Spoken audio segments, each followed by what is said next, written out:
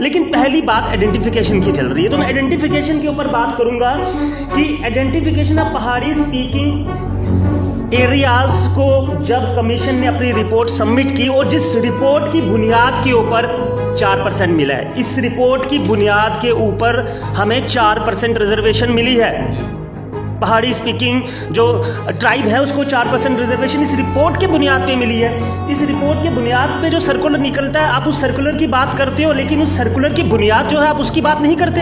ये इनजस्टिस है या नहीं है? पहाड़ी एथनिसिटी को आर्टिकल 341 और 342 के तहत जो रिजर्वेशन मिलती है उसकी बुनियाद के ऊपर परखा गया है, जिसमें प्रिमिटिव ट्रेड्स हैं, डिस्टिंक्टिव कल्चर है, जियोग्राफिकल आइसोलेशन है, बैकवर्डनेस है। ये सारी चीज़ें पहाड़ी ट्राइब के लोगों के बीच हैं। इसीलिए पहाड़ियों को रिजर्वेशन की बात जो आज चल रही है और एसटी की रिजर्वेशन की जो बात चल रही है, जो इनका बुनियादी हक है, जो 1989 से जिसकी जद्दोजहद चल रही है, उसके लिए हम प्रायोरिटी पे हैं। एसटी पहाड़ियों का ड्यू हक है और मुझे पता है, यकीन है कि दुनिया का कोई भी आंदोलन कभी भी ज़िंदगी में ना अपने मुकाम तक पहुँचे बगैर नहीं रुकता, और ये जो आंदोलन है हमारे लोगों का पहुँचेगा। और आइडेंटिफिकेशन की बात करने वाले लोग प्लीज़ आगे से आइडेंटिफिकेशन की बात ना करें। ये रिकमेंडेशंस की जो कमेटीज़ हैं, ये एक्सपर्ट कमेटीज़ हैं, ये बड़े रेप्यूटेड लोग हैं, ये गवर्नमेंट ऑफ इंडिया के हाईएस्ट ऑफिशियल्स हैं। इनके इंटेलेक्ट के ऊपर सवालिया निशान मत उठाइए। नमस्कार दर्शकों, आप जुड़ चुके हैं अर्ली टाइम्स न्यूज़ के साथ और मैं हूं अंकित केसर। दर्शकों, इन दिनों में कुछ रेप्यूटेड मीडिया हाउसेस द्वारा एक रिपोर्ट दिखाई जा रही है कि आरसपुरा के एक तहसीलदार द्वारा पहाड़ी स्पीकिंग सर्टिफिकेट बनाने से मना किया गया किसी एक व्यक्ति को, जिसके बाद से एक जंग सी छिड़ चुकी है सोशल मीडिया पे और चर्चा का विषय बन चुका है कि आखिर तहसीलदार आरसपुरा द्वारा उस व्यक्ति को पहाड़ी स्पीकिंग सर्टिफिकेट देने से क्यों मना किया गया, जबकि अप्रैल 2020 में हमारे लेफ्टिनेंट गवर्नर महोदय द्वारा एक नोटिफिकेशन जारी किया गया उनके द्वारा, और उसमें 4% रिजर्वेशन जो है पहाड़ी बोलने वालों को दी गई।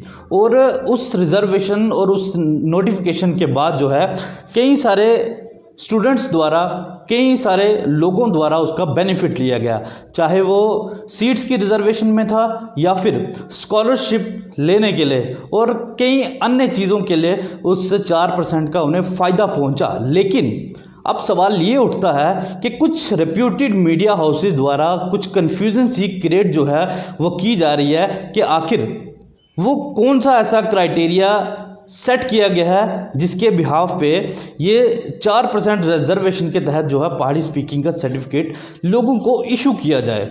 और लोग ये चीज़ अब समझ नहीं पा रहे हैं, और हमारे तहसीलदार महोदय जो आरसपुरा के हैं वो भी इस चीज़ को नहीं समझ पाए कि वो किस बिहाफ पे इस सर्टिफिकेट को इशू करें। इन सारी बातों को लेकर आज हमारे साथ एक एक्सपर्ट हैं विक्रांत शर्मा जी। ये फ्रीलांस राइटर एक्टिविस्ट और पहाड़ी ट्राइब एसटी फोरम के एक मेन सदस्य हैं, और इन्हीं से हमें जानेंगे कि आखिर क्या उस क्राइटेरिया के अंदर क्या वो तमाम लोग नहीं आते जो पहाड़ी भाषा जानते हैं। विक्रांत जी, आपका वेलकम है हमारे चैनल में। हमें जानना चाहेंगे आपको एज ए एक्सपर्ट, हम आपके पास आए हैं इस चीज़ को जानने के लिए कि सोशल मीडिया पे और कुछ रेप्यूटेड मीडिया हाउसेस में इस चीज़ को दिखाया जा रहा है कि जो 4% रिजर्वेशन जो है दी गई है उसके बिहाफ पे जो है सर्टिफिकेट आइडेंटिफिकेशन जो है वो इशू नहीं हो पा रहा है। क्या है, आप बताएंगे? अंकित केसर जी, आपका बहुत बहुत शुक्रिया, और जितने भी मास कम्युनिकेशन के माध्यम से हमारे साथ ऑडियंस जुड़ी है उनका भी बहुत बहुत शुक्रिया। सबसे पहले मैं बताऊं कि मैंने भी ये एक सोशल मीडिया का एक लीडिंग पेज है, वहाँ पे ये देखा कि ये इंटरप्रिटेशन की जा रही है और उसका बेस बनाया जा रहा है तहसीलदार आपके जो आरसपुरा के हैं। कहते हैं कि आरसपुरा के तहसीलदार साहब अपनी हर अथॉरिटीज़ को लिखते हैं कि वो आइडेंटिफिकेशन कैसे करें पहाड़ी लोगों की जी। तो इस बात के ऊपर उस मीडिया पोर्टल के अंदर भी जो खबर दिखाई गई, तो मुझे लगता है कि वो आइडेंटिफिकेशन कैसे होती है पहाड़ी लोगों की, अगर किसी एक्सपर्ट से बात कर लेते पहाड़ी ट्राइब, हमारी जो पहाड़ी ट्राइब एसटी फोरम की है, तो उनको शायद क्लियर हो जाता। आज मैं आपके माध्यम से जो हमारे तहसीलदार साहब हैं उनको भी ये क्लियर करना चाहता हूँ, और उस मीडिया हाउस को भी क्लियर करना चाहता हूँ, और सबको क्लियर करना चाहता हूँ। जिस 20 अप्रैल 2020 की नोटिफिकेशन की बात कर रहे हैं, ये मैं आपके मीडिया के माध्यम से दिखा रहा हूँ। ये 20 अप्रैल 2020 की जो नोटिफिकेशन है, ये इसकी क्लास 11A डिफाइन कर रही है पहाड़ी कौन है। पहाड़ी इज ए क्लैन, पहाड़ी इज ए ट्राइब। ठीक है, ये नोटिफिकेशन ये तय नहीं करती कि क्या क्राइटेरिया सेट होगा पहाड़ियों के लिए, क्या क्राइटेरिया सेट नहीं होगा, कौन पहाड़ी है कौन पहाड़ी नहीं है। ये जनरल नोटिफिकेशन है। ये सभी जितनी भी आपकी रिजर्व्ड कैटेगरीज हैं, चाहे शेड्यूल कास्ट है, शेड्यूल ट्राइब है, ओबीसी है, चाहे आपकी आरबीए है, ये जनरल नोटिफिकेशन निकाली गई। लेकिन पहाड़ी लोगों की आइडेंटिफिकेशन कैसे हो, इसके लिए मैं बताऊं कि क्लियर कट आपके पास कमीशन की रिपोर्ट है। क्लियर कट, मैं तहसीलदार साहब आपसे भी निवेदन करूंगा, ये रिपोर्ट मैं पकड़ रहा हूं, ये state commission for backward classes Jammu and Kashmir की रिपोर्ट है। State commission for backward classes Jammu and Kashmir की रिपोर्ट है, जिस रिपोर्ट को इशू किया गया था 24 मई 2017 को, जिसके चेयरपर्सन जीतलाल गुप्ता जी थे, गुलाम हैदर भडाना साहब और जीएन बोदा साहब इसके मेंबर थे। ये बैकवर्ड कमीशन की जो रिपोर्ट है, इसकी बैकग्राउंड आपकी बताता हूँ कि ये रिपोर्ट है क्या। 2014 में जब 5% रिजर्वेशन के लिए हमारी लेजिस्लेटिव असेंबली ने बिल लाया और बिल पास किया, जब वो बिल गवर्नर साहब के पास जाता तो गवर्नर साहब कुछ क्वेरीज लगा देते हैं। ऑनरेबल हिज एक्सीलेंसी गवर्नर साहब क्वेरीज लगा देते हैं। ये बिल था Jammu and Kashmir reservation amendment bill 2014, bill number 18 था। ये जो क्वेरीज लगाते हैं गवर्नर साहब, उन क्वेरीज के बाद government of Jammu and Kashmir का आपका social welfare department further queries लगा के, रेफरेंस क्वेरीज लगा के स्टेट बैकवर्ड कमीशन को ये भेजता है और स्टेट बैकवर्ड कमीशन को, state commission for backward classes को कहता है कि 4 क्वेरीज हैं, इन 4 क्वेरीज का जवाब दिया जाए। पहली क्वेरी थी identification of Pahari speaking people, जो तहसीलदार महोदय बात कर रहे हैं ना, और जो वो मीडिया हाउस भी चाहता है कि उन्हें पता चले कि आइडेंटिफिकेशन कैसे है, आइडेंटिफिकेशन कैसे है। बहुत बार आइडेंटिफिकेशन शब्द यूज किया। उन्हें कहूँगे identification of Pahari speaking people पहली क्वेरी थी। दूसरा, criteria to be adopted for identification. तीसरा, basis on which the person can be declared as the PSP.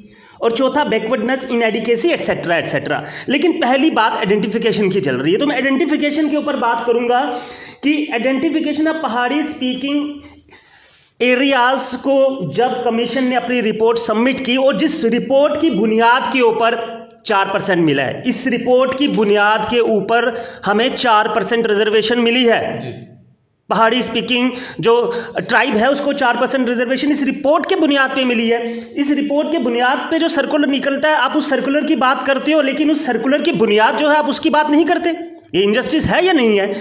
इस रिपोर्ट की बुनियाद पे आइडेंटिफाई किया गया पहाड़ी स्पीकिंग एरियाज कौन से हैं। उन्होंने कहा कि जम्मू कश्मीर के अंदर 9.60 लाख पहाड़ीज हैं according to the census of 2011, ये रिपोर्ट कह रही है। और मोटे तौर पे बताता हूं आपको, कहा गया कि राजौरी पुंछ के अंदर 74% पहाड़ी रहते हैं। राजौरी पुंछ के अंदर सभी लोग जो SC ST नहीं हैं वो पहाड़ी हैं। अब आइडेंटिफिकेशन हो गई ना, जिसके पास SC या ST नहीं है राजौरी पुंछ के अंदर, वो सारे के सारे पहाड़ी हैं। 74% पहाड़ियों की आइडेंटिफिकेशन हो गई कि वो राजौरी पुंछ में रहते हैं। 16% पहाड़ियों की आइडेंटिफिकेशन करता है ये कमीशन की, ये रहते हैं उड़ी, बोनियार, केरन और करना। इन 4 तहसीलों में ये 16% पहाड़ी रहते हैं, यानी कि 90% पहाड़ी लिखा है। 90% of Pahari speaking people stand identified as a group comprising entire population of Rajouri, Poonch, Uri, Boniyar, Keran and Karnah. Identification हो गई ना कि पहाड़ी लोगों की आइडेंटिफिकेशन कैसे है। पहले तो RS पुरा जो है उसका तो जम्मू प्रोविंस के अंदर नाम ही नहीं है कि RS पुरा का व्यक्ति पहाड़ी हो सकता है, और जम्मू खित्ते के अंदर सिर्फ 2 ही क्षेत्र आइडेंटिफाइड हैं, और वो है राजौरी और पुंछ। विक्रांत जी, कहीं ना कहीं एक कन्फ्यूज़न क्रिएट करने की कोशिश तो नहीं की जा रही है? क्योंकि जिस तरह से लगातार पहाड़ी मूवमेंट जो है अपनी जो उस मुहिम में जो है तेज़ी लाती जा रही है, और सरकार को भी अब कहीं ना कहीं ये चीज़ लग रही है कि ST का स्टेटस जो है पहाड़ियों को दे देना चाहिए, तो इसी बीच में कहीं कन्फ्यूज़न क्रिएट करने का माहौल एक पैदा किया जा रहा है। देखिए, बिल्कुल कन्फ्यूजन क्रिएट करने का माहौल पैदा किया जाता है। आप बताएं कि आप आज 4% हमें मिला, 4% मिला एक रिपोर्ट की बेसिस के ऊपर। रिपोर्ट ने काम किया, 3 साल काम करने के बाद अपनी रिकमेंडेशन दी। आप जिस बेसिस के ऊपर हमें 4% मिला है वो सर्कुलर आप 20 अप्रैल 2020 का तो दिखाते हैं, लेकिन उस सर्कुलर वो जनरल सर्कुलर है, सभी कास्ट का है, schedule caste schedule tribe general circular है, लेकिन उस सर्कुलर में जो पहाड़ी एथनिसिटी को क्लेन और ट्राइब कहा गया उसका बेस क्या था, वो बेस आप नहीं बताते। मैं उनको बताऊं कि ये बेस है, आप बैकवर्ड कमीशन की रिपोर्ट पढ़ लीजिए, आपको सारा चार क्वेरीज, आपको एक क्वेरी तो मैंने बताई identification of Pahari speaking area, criteria का भी लिखा है इसमें, basis on which the person can be declared as PSP, वो भी लिखा है। कंफ्यूजन क्रिएट करने की कोशिश की जा रही है अंकित कैसे जी, जैसे कभी कहते हैं कि पहाड़ जो है बिलावर में भी है, पहाड़ डोडा किश्तवाड़ में भी है, पहाड़ तो फिर डोडा से लेके अरुणाचल प्रदेश तक 2500 किलोमीटर पहाड़ है। ये पहाड़ों की बात नहीं है, बात ये है कि पहाड़ी एथनिसिटी को आर्टिकल 341 और 342 के तहत जो रिजर्वेशन मिलती है उसकी बुनियाद के ऊपर परखा गया है, जिसमें प्रिमिटिव ट्रेड्स हैं, डिस्टिंक्टिव कल्चर है, जियोग्राफिकल आइसोलेशन है, बैकवर्डनेस है, ये सारी चीज़ें पहाड़ी ट्राइब के लोगों के बीच हैं। इसीलिए पहाड़ियों को रिजर्वेशन की बात जो आज चल रही है और एसटी की रिजर्वेशन की जो बात चल रही है, जो इनका बुनियादी हक है, जो 1989 से जिसकी जद्दोजहद चल रही है, उसके लिए हम प्रायोरिटी पे हैं, ये गवर्नमेंट की इंडिकेशंस हैं। और आज फिर कुछ लोग अगर कन्फ्यूजन क्रिएट करने की कोशिश करते हैं तो ये एक गलत बात है कि किसी मार्जिनलाइज्ड, किसी स्क्वीज्ड, किसी डॉन ट्रॉजन एथनिसिटी को जिसका हक 32 साल से दबाया गया उसको मिलने वाला हो और आप कंफ्यूजन क्रिएट करें। कंफ्यूजन क्रिएट हम नहीं होने देंगे। पूरा केस हमें पता है, हमारे साथियों को पता है, और हम समझाएंगे जिनको नहीं पता, जो आइडेंटिफिकेशन की बात कर रहे हैं वो बैकवर्ड कमीशन की रिपोर्ट जब पढ़ेंगे तो उनको आइडेंटिफिकेशन हो जाएगी। हमारे लेफ्टिनेंट गवर्नर महोदय द्वारा जो अप्रैल 2020 में ये नोटिफिकेशन निकला और उसके बाद कई लोगों ने इसका बेनिफिट भी लिया, और जिन तहसीलदार के हाथों से उस पहाड़ी स्पीकिंग सर्टिफिकेट पर साइन करके इशू भी किए गए, क्या उन तहसीलदार को इनकी नॉलेज नहीं थी? क्या अब एक नया फंडा जो है सामने लाया जा रहा है? देखिए बात है, मुझे लगता है कि एरर हो गया है, इंसान गलतियों का पुतला है। शायद अगर वो हमारे पहाड़ी एडवाइजरी बोर्ड से या बैकवर्ड कमीशन की रिपोर्ट ये उन्होंने पढ़ी होती जिसकी बुनियाद के ऊपर आइडेंटिफिकेशन तय की गई है, तो मुझे लगता है ऐसा नहीं होगा, नहीं होता। मैंने उस पोस्ट के नीचे देखा कि एक पुराने तहसीलदार जो आरएसपुरा के थे उन्होंने क्लियर किया कि इसको आइडेंटिफाई करने का प्रोसेस क्या है। लेकिन अब मास कम्युनिकेशन का माध्यम है, हमें ये बात इसलिए रखनी पड़ रही है आपके माध्यम से क्योंकि जिन लोगों ने देखा उन्होंने वन साइडेड खबर देखी। अब खबर का दूसरा पहलू क्या है वो दिखाना ज़रूरी है। खबर का दूसरा और असली पहलू ये है कि आइडेंटिफिकेशन जो है वो हो चुकी है और उसी आइडेंटिफिकेशन की बुनियाद के ऊपर 4% रिजर्वेशन मिली है और उसी आइडेंटिफिकेशन की बुनियाद के ऊपर एसटी की बात चल रही है। और इसके अलावा भी आप देखिए 342 जो आर्टिकल मेनली जो ट्राइब से डील करता है, 341 डिफाइन करता है, 342 डील करता है। उस आर्टिकल के तहत डॉक्टर पीरजादा मोहम्मद अमीन की जो कमेटी बनी उसने अपनी रिकमेंडेशन ऑलरेडी दे दी है। 2012 में जब home secretary government of India ने तय किया कि एक इंडिपेंडेंट एक्सपर्ट कमेटी बनाई जाए, इंडिपेंडेंट एक्सपर्ट कमेटी बनाएगी, डॉक्टर पीरजादा मोहम्मद अमीन जी को उसका चेयरपर्सन बनाया गया। 2016 में उस इंडिपेंडेंट एक्सपर्ट कमेटी ने रिपोर्ट दे दी है कि पहाड़ी एक ट्राइब है, पहाड़ी एक क्लैन है और 342 आर्टिकल के तहत जो सारे पैरामीटर्स हैं ये फुलफिल करते हैं, इसलिए इनको इनका हक दिया जाए और जल्द से जल्द दिया जाए। विक्रांत जी, ये तो रही पहाड़ी स्पीकिंग सर्टिफिकेट की बात, और इसके अलावा मैं आपको बता दूं कि जम्मू कश्मीर से अब कुछ ये भी आवाज़ें उठ रही हैं कि जो लोग बाहर से माइग्रेंट लोग जो यहाँ पर रह रहे हैं और अब वो भी कह रहे हैं कि हमारे जो पूर्वज हैं वो भी पहाड़ी जानते थे और वो हमेशा से पहाड़ी बोलते आए हैं उनके पूरे पूर्वज, तो उन्हें भी जो इस चीज़ का फ़ायदा दिया जाए। क्या आपको लगता है कि पहाड़ी स्पीकिंग सर्टिफिकेट से हट के जो है अब उन आवाज़ों को भी सामने मद्देनज़र रख के जो है सरकार को कुछ सोचना पड़ेगा? देखिए, जिसका जो राइट है, जिसका जो हक है, उसे उसका हक मिलना चाहिए। लेकिन आप देखें एक मैच चल रहा है, मैच के 50-50 ओवर का मैच है, मैच क्रूशियल स्टेज पे पहुंच गया है, तो क्या आखिरी ओवर में मैच के रूल बदले जा सकते हैं? आखिरी ओवर में मैच के रूल नहीं बदले जा सकते। जो लोग बाहर से आए, मैं एक बात बताऊं कि कोई पहाड़ी बोलता है, पहले पुराने ज़माने में पहाड़ी बोलता था, ये भाषा के बेस के ऊपर हिंदुस्तान में एसटी नहीं मिलता, भाषा के बेस के ऊपर एसटी नहीं मिलता और भाषा बुनियाद नहीं है। यही बात हम समझाने की कोशिश कर रहे हैं और यही सारी कमेटीज कह रही हैं कि भाषा के बुनियाद पे नहीं मिल रहा, ये आपका डिस्टिंक्टिव ट्रेट है, आपका प्रिमिटिव कल्चर है, आपका जियोग्राफिकल आइसोलेशन है, आपकी बैकवर्डनेस है। जो जियोग्राफिकल आइसोलेशन राजौरी पुंछ में है वो जम्मू में या सांबा में तो नहीं है जियोग्राफिकल आइसोलेशन। अगर जियोग्राफिकल आइसोलेशन और बैकवर्डनेस के क्राइटेरिया के अंदर कोई फाल नहीं करता तो अगर वो बात करता भी है तो वो अपनी बात रख सकता है और सरकार चाहे किसी और तरीके से फ़ायदा देना चाहे तो दे। लेकिन जो पहाड़ियों की एसटी रिजर्वेशन का सवाल है उसमें जो क्राइटेरिया ऑलरेडी सेट हो चुका है, सिंस 1989 से लेके आज तक रिकमेंडेशन होती आ रही हैं और फाइनली अब हमारा जो हमारा स्टेक गवर्नमेंट ऑफ इंडिया के पास है, मुझे लगता है कि गवर्नमेंट ऑफ इंडिया हमारे साथ इंसाफ करेगी, मार्जिनलाइज्ड कम्युनिटी को उसका ड्यू हक देगी, जो काफ़ी देर से प्रताड़ित हैं और जो काफ़ी देर से प्रभावित हैं और जो काफ़ी देर से दुखी हैं, उनका दर्द हमारी भारत की सरकार जरूर समझेगी। विक्रांत जी, एक आखिरी सवाल मेरा आपसे रहेगा और उसके बाद हम इस इंटरव्यू को जो है ख़त्म करेंगे।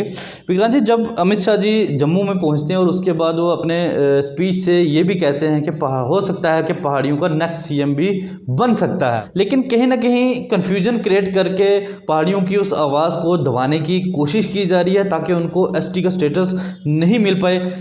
क्या कहना चाहेंगे कि ये वही एक प्रोसेस है जिसके तहत ये सारा कुछ सिस्टम इस वक्त यहाँ पे जम्मू कश्मीर में सोशल मीडिया के माध्यम के थ्रू जो है चल रहा है? देखिए, मैं उन प्लेटफॉर्म्स को, उन हाउसेस को एक बात तो ज़रूर कहूँगा, राजनीति की बात नहीं करूँगा, लेकिन एक बात ज़रूर कहूँगा कि 15 लाख लोग आपको देख रहे हैं। आप ये जो षड्यंत्र करते हो ना, ये षड्यंत्र 15 लाख लोग देख रहे हैं और षड्यंत्र लोग समझते हैं। क्या हमें नहीं पता कि जब सारी बातें तय हैं हमारी आइडेंटिफिकेशन की और फिर भी आइडेंटिफिकेशन की सवाल पे बात उठाई जाती है तो वो क्या होगा? वो डिस्गाइज्ड इंटेंशंस नहीं होंगी, वो नेफेरियस डिज़ाइन नहीं होगा। ये सारी की सारी बातें हमारे लोग देख रहे हैं। कृपा करके मैं हाथ जोड़ के अपने सभी साथियों से कहता हूं कि अब आइडेंटिफिकेशन की बात ना कीजिए। जब 1993 में हमारे पहली बार जब 1991 में नोटिफिकेशन में हम नहीं आए, जब 6 ट्राइब्स का नाम गया, सबसे पहले हमारा था और हमें ही डिलीट कर दिया गया और नीचे वाली 5 का आ गया। तो 1993 में गिरीश चंद्र सक्सेना साहब ने भी गवर्नमेंट ऑफ इंडिया को लिखा था, इनको इनका हक दो। 1993 में के वी कृष्णा राव साहब गवर्नर थे, उन्होंने भी लिखा और जितने प्रधानमंत्री आए, जितनी चीफ मिनिस्टर आए, उन्होंने भी कहा और जितनी कमेटीज बनी, चाहे सगीर कमेटी हो, जस्टिस सगीर की, चाहे आपकी पीरजादा मोहम्मद अमीन की कमेटी हो, इंटरलॉकेटर हो, चाहे जीतलाल गुप्ता जिसकी मैं रिसेंटली बात कर रहा हूँ, जो हमारी आइडेंटिफिकेशन का एक मेन प्रमाण पत्र है, तो वो सब ने कहा है कि पहाड़ियों का ड्यू हक है और एसटी पहाड़ियों का ड्यू हक है।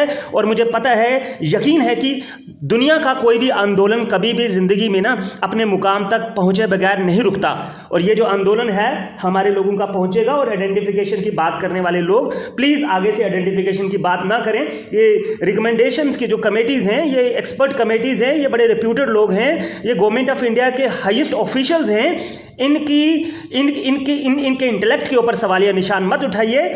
एक समय लगा के सारे वो कहते हैं ना पुल हमने क्रॉस किए हैं, सारी कमेटीज़ की रिकमेंडेशंस क्रॉस किए हैं, बैकवर्ड कमीशन की रिकमेंडेशन क्रॉस किए हैं और अब हम वी आर आइडेंटिफाइड। और जम्मू खित्ते के अंदर सिर्फ राजौरी और पुंछ है। मैं कश्मीर की बात नहीं कर रहा, कश्मीर में कुछ स्कैटर्ड एरियाज भी हैं, लेकिन जम्मू खित्ते के अंदर मैं मीडिया के माध्यम से सबको बता दूं, कारसपुरा के तहसीलदार साहब हों, चाहे जितने भी ऑफिशियल्स हों, सबको बता दूं कि जम्मू कश्मीर के अंदर जम्मू खित्ते के 10 जिलों में राजौरी पुंछ जो 2 ट्विन डिस्ट्रिक्ट्स हैं, जो बॉर्डर डिस्ट्रिक्ट्स हैं, जिनमें ना सर्विस सेक्टर है, ना प्राइवेट सेक्टर है, ना एग्रीकल्चर सेक्टर है, ना इंडस्ट्रियल सेक्टर है, काउंटर इंसर्जेंसी सही, मिलिटेंसी सही, क्रॉस बॉर्डर टेररिज्म सहा, जंगें सही, ये 2 जिले जम्मू खित्ते के इस क्राइटेरिया के अंदर फॉल करते हैं। इनके सभी यहाँ के रहने वाले निवासी जो एससी और एसटी नहीं हैं, वो सभी के सभी निवासी पहाड़ी जो ट्राइब के हिस्सा हैं, पहाड़ी क्लैन के हिस्सा हैं, चाहे वो हिंदू हैं, चाहे मुस्लिम हैं,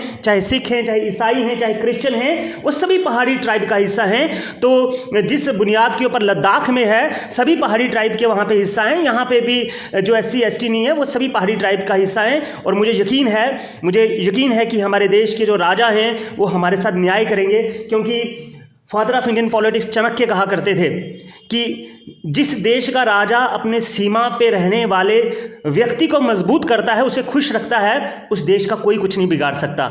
और हम सीमावर्ती लोग हैं, हम अगर दबे कुचले मार्जिनलाइज्ड हैं तो हमारी आशा हमारे राजा से है, हमारे प्रधानमंत्री से है, हमारे होम मिनिस्टर से है, ताकि हमारा जो ड्यू है कब से दबाया गया और ये कन्फ्यूजन क्रिएट करने वाले नेफेरिस्ट एजेंडा खड़ा करने वाले लोग हैं, ये जो लोग अपना मंसूबा आगे तक ना बढ़ा पाएँ, अब हमें इंसाफ मिलना चाहिए। तो ये थे विक्रांत शर्मा जी, एक्सपर्ट, जिन्होंने हमसे बात की और जिस तरह से पहाड़ी आइडेंटिफिकेशन प्रोसेस को लेकर सोशल मीडिया के माध्यम से और कुछ मीडिया हाउसेस द्वारा इस चीज़ को सामने लाया गया कि जो आइडेंटिफिकेशन का जो प्रोसेस है वो 4% रिजर्वेशन जो दी गई है उसमें नहीं है, उसी को लेकर जो है आज हम विक्रांत शर्मा जी के पास पहुंचे थे और उन्होंने बड़े ही बारीकी के साथ तमाम उन रूल्स, उन गाइडलाइंस को जो है हमारे माध्यम से जो है सामने रखा और इस चीज़ को बताया कि किसी भी चीज़ की कोई कन्फ्यूज़न नहीं है और जो 4% अप्रैल 2020 में जिसकी नोटिफिकेशन जो है लेफ्टिनेंट गवर्नर महोदय द्वारा जो निकाली गई थी, उसी के तहत जो है हर एक को पहाड़ी स्पीकिंग सर्टिफिकेट मिलेगा। और आने वाले समय में जिस तरह से ये कह रहे हैं कि सरकार इस मूड में है कि एसटी का स्टेटस जो है पहाड़ियों को दिया जाए और हम भी गुजारिश करेंगे कि अगर ये लोग जो है डिज़र्व करते हैं, इनकी मांग जो जेन्युइन है, तो इन्हें जो एसटी का स्टेटस जो इन्हें दिया जाना है वो इन्हें दिया जाए, ताकि इनकी जो जदोजहद काफ़ी सालों से चलती आ रही है वो आखिरी स्टेज पर पहुंच सके।